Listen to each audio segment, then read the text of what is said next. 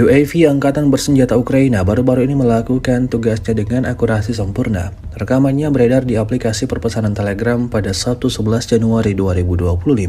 Serangan terhadap gedung tempat personel musuh bersembunyi sepenuhnya menghilangkan ancaman tersebut.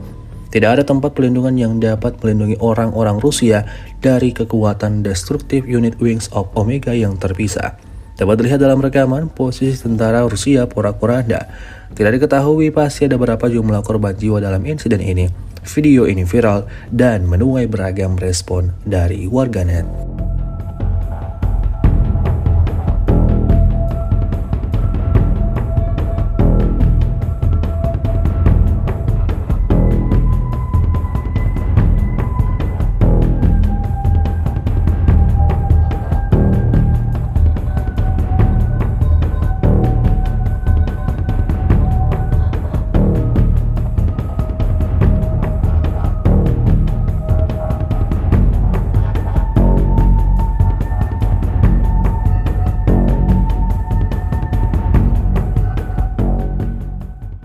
Download Tribun X sekarang, menghadirkan lokal menjadi Indonesia.